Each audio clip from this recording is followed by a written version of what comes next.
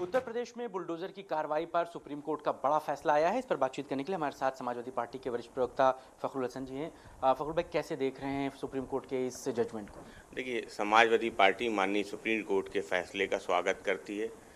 देश की अदालत ने आज अपनी टिप्पणी में, अपने आदेश में इस बात को बिल्कुल स्पष्ट कर दिया कि भारतीय जनता पार्टी की सरकार वो संविधान का पालन नहीं कर रही थी, कानून का पालन नहीं कर रही थी।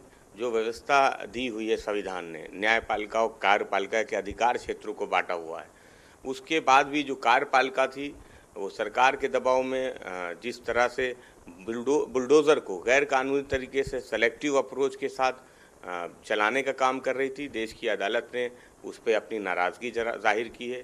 इस बात को भी कहा है कि जो अधिकारी गैर कानूनी तरह से बुलडोज़र चलाएंगे, बिना लीगल प्रोसेस के बुलडोज़र चलाएंगे, उन पे कार्रवाई भी होगी, उनको सज़ा भी दी जाएगी, उनसे मुआवजा भी लिया जाएगा।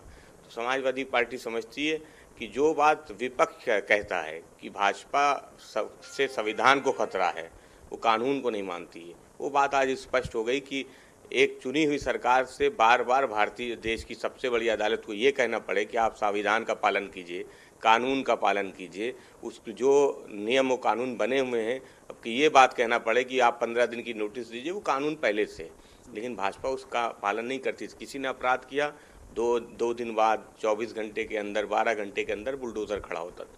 और बड़े बड़े मंचों से बड़े बड़े भाजपा के नेताओं ने इस बात को कहा कि बुलडोज़र चलेगा, अधिकारियों ने कहा बुलडोज़र चलेगा। तो बुलडोज़र न्याय का प्रतीक नहीं हो सकता। ये बाबा साहब का देश है, बाबा साहब का संविधान है, देश संविधान से चलेगा। लेकिन जिस तरीके से इस बुलडोजर की कार्रवाई को उत्तर प्रदेश में किया गया, दूसरे राज्यों में भी इसको बड़ा एक्सेप्टेंस मिला। तमाम राज्यों में बाबा बुलडोजर के कॉन्सेप्ट को एग्जीक्यूट भी किया गया। देखिए, भाजपा के ही शासन में जितने भी भाजपा शासित प्रदेश हैं, उन्हीं राज्यों में गैर कानूनी काम हुआ।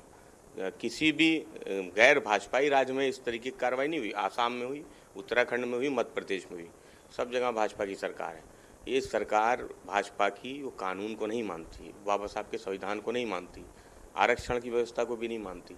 तो जो सरकार भारतीय जनता पार्टी की है, वो उसके लिए जो आज देश की सबसे बड़ी अदालत का फैसला है, वो एक नज़ीर है।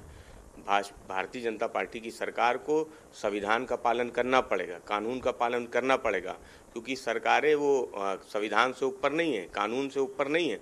आप उसी व्यवस्था से चुन के आए हैं कि आज आपको सत्ता मिली है, आपको कुर्सी मिली है, तो उस संविधान का तो पालन करना पड़ेगा, सम्मान करना पड़ेगा। आपको बाबा साहब के संविधान से ही देश को चलाना पड़ेगा।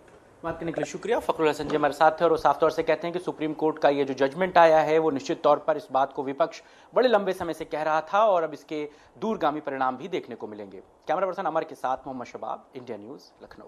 कांग्रेस सांसद और सीनियर एडवोकेट विवेक